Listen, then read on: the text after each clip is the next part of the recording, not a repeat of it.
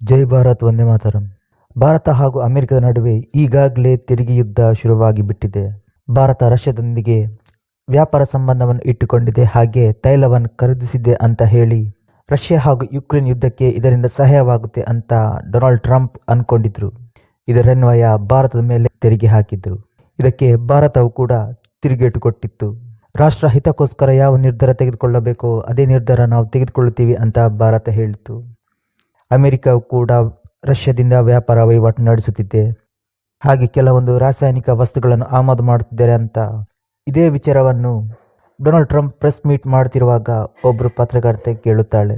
ಅದಕ್ಕೆ Donald Trump ಹೇಳುತ್ತಾರೆ, ಅದರ ಬಗ್ಗೆ ನನಗೆ ಗೊತ್ತಿಲ್ಲ ಅಂತ ಹೇಳಿ ನುಣುಚಿಕೊಳ್ಳುತ್ತಾರೆ. ಭಾರತ ಒಂದು ಸ್ವತಂತ್ರ ರಾಷ್ಟ್ರ, ತನ್ನ ವಿದೇಶಿ ನೀತಿಯನ್ನು ತಾವೇ ರೂಪಿಸಿಕೊಳ್ಳುತ್ತಾರೆ. ಅದೇ ರೀತಿ ಭಾರತದ NSA ಅಜಿತ್ ದೋವಲ್ ಅವರು ರಷ್ಯಾ ವಿಸಿಟ್ ಮಾಡ್ತಾರೆ. ಅಲ್ಲಿ ಕೆಲವೊಂದು ವಿಚಾರದ ಬಗ್ಗೆ ಚರ್ಚೆ ನಡೆಸುತ್ತಾರೆ. ಅಮೆರಿಕ ಭಾರತದ ಮೇಲೆ ಹಾಕಿರುವ ತಾರಿಫ್ ವಿಚಾರ ಇರಬಹುದು, ಭಾರತದ ಡಿಫೆನ್ಸ್ ಕ್ಷೇತ್ರದ ವಿಚಾರದಲ್ಲೂ ಕೂಡ ಮಾತುಕತೆ ನಡೆಯುತ್ತಿದೆ. ಇದೊಂದು ಬೆಳವಣಿಗೆ ಆಗುತ್ತಿರುವ ಹೊತ್ತಲ್ಲೇ ಮತ್ತೊಂದು ವಿಚಾರ ಹೊರಬರುತ್ತೆ. ಅದೇನೆಂದರೆ ಪ್ರಧಾನಿ ಮೋದಿ ಅವರು ಚೀನಾ ವಿಸಿಟ್ ಮಾಡಲಿದ್ದಾರೆ ಅನ್ನೋದು. ಇದೇ ಆಗಸ್ಟ್ 31ರಂದು ಚೀನಾದಲ್ಲಿ ಈ SCO ಸಭೆ ನಡೆಯಲಿದೆ. ಈ SCO ಅಂದರೆ ಶಾಂಘೈ ಕಾರ್ಪೊರೇಷನ್ ಆರ್ಗನೈಸೇಷನ್. ಈ ಸಭೆಯಲ್ಲಿ ಪ್ರಧಾನಿ ಮೋದಿ ಅವರು ಭಾಗವಹಿಸಲಿದ್ದಾರೆ ಅಂತ ಹೇಳಲಾಗುತ್ತಿದೆ. ಅವರು ಅಲ್ಲಿ ಭೇಟಿ ಕೊಡಲು ಹಲವು ಕಾರಣಗಳಿವೆ. ಒಂದನೆಯದು, ಈ ಅಪರೂಪದ ಖನಿಜದ ರಫ್ತು ವಿಚಾರದಲ್ಲಿ ಚೀನಾ ಏನು ಒಂದು ಕಠಿಣ ನಿರ್ಧಾರ ತೆಗೆದುಕೊಂಡಿದೆ, ಅದನ್ನು ಸಡಿಲಿಸಿ ಭಾರತಕ್ಕೆ ಈ ಅಪರೂಪದ ಖನಿಜ ರಫ್ತು ಮಾಡುವಂತೆ ಅದರ ಬಗ್ಗೆ ಮಾತುಕತೆ ನಡೆಯಬಹುದು.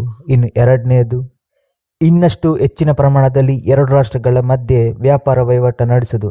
ಇಲ್ಲಿ ಭಾರತದ ವಸ್ತುಗಳಿಗೆ ಅಮೆರಿಕ ಒಂದು ಹೆಚ್ಚಿನ ಪ್ರಮಾಣದ ಸುಂಕ ವಿಧಿಸಿದೆ. ಇಲ್ಲಿನ ವಸ್ತುಗಳನ್ನು ಅಲ್ಲಿಗೆ ರಫ್ತು ಮಾಡುವುದು ಅಷ್ಟು ಸುಲಭವಿಲ್ಲ. ಇನ್ನು ಇದೇ ರೀತಿಯ ಬೆದರಿಕೆ ಚೀನಾಗೂ ಕೂಡ ಅಮೆರಿಕ ಹಾಕ್ತಾ ಇದ್ದಾರೆ. ಹೀಗಾಗಿ ಎರಡು ರಾಷ್ಟ್ರಗಳು ಅಮೆರಿಕದ ವಿರುದ್ಧ ಈ ಕಾರ್ಯತಂತ್ರ ರೂಪಿಸುವ ಸಾಧ್ಯತೆಯೂ ಇದೆ. ಈ SCO ಸಂಘದಲ್ಲಿ ರಷ್ಯಾವು ಕೂಡ ಇದೆ. ಇಲ್ಲಿ ರಿಕ್ ಅನ್ನು ಬಲವರ್ಧನೆ ಮಾಡುವ ಸಾಧ್ಯತೆ ಇದೆ. ರಿಕ್ ಅಂದ್ರೆ ರಷ್ಯಾ, ಇಂಡಿಯಾ, ಚೀನಾ. ಈ ಅಮೆರಿಕದ ದಾದಾಗಿರಿ ವಿರುದ್ಧ ಈ ಮೂರು ರಾಷ್ಟ್ರಗಳು ಒಟ್ಟಾಗುತ್ತಿದ್ದಾರೆ. ನಿಜ ಹೇಳಬೇಕಂದ್ರೆ ಈ ಮೂರು ರಾಷ್ಟ್ರಗಳನ್ನು ಒಟ್ಟುಗೂಡಿಸುವುದು ಡೊನಾಲ್ಡ್ ಟ್ರಂಪ್ ಅಂತಲೇ ಹೇಳ್ಬೋದು. ಇನ್ನು ಮತ್ತೊಂದು ವಿಚಾರವೇನೆಂದರೆ, ಮುಂದಿನ ಬ್ರಿಕ್ಸ್ ಸಭೆ ಭಾರತದಲ್ಲಿ ನಡೆಯಲಿದೆ. ಆಗ ಬ್ರಿಕ್ಸ್ ಸದಸ್ಯರ ಎಲ್ಲ ನಾಯಕರು ಭಾರತಕ್ಕೆ ಬರಲಿದ್ದಾರೆ. ಚೀನಾದಲ್ಲಿ ನಡೆಯುತ್ತಿರುವ ಕೆಲವೊಂದು ಸಭೆಗಳಲ್ಲಿ ಪ್ರಧಾನಿ ಮೋದಿ ಅವರು ಸ್ಕಿಪ್ ಮಾಡಿದರೆ, ಭಾರತದಲ್ಲಿ ನಡೆಯುವ ಈ ಬ್ರಿಕ್ಸ್ ಸಭೆಯಲ್ಲೂ ಕೂಡ ಕ್ಸಿ ಜಿನ್ಪಿಂಗ್ ಸ್ಕಿಪ್ ಮಾಡಬಹುದು.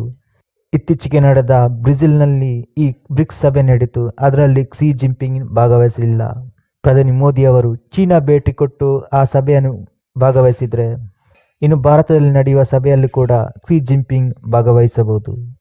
ಪ್ರಧಾನಿ ಮೋದಿ ಅವರು ಚೀನಾ ವಿಸಿಟ್ ಮಾಡ್ತಾರೆ ಅನ್ನೋದು ಸುದ್ದಿ ಹೊರಬಂದದೇ ತಡ ಡೊನಾಲ್ಡ್ ಟ್ರಂಪ್ ಅವರು ಈ ಸುಂಕವನ್ನು 50%ಕ್ಕೆ ಏರಿಸಿದ್ದಾರೆ.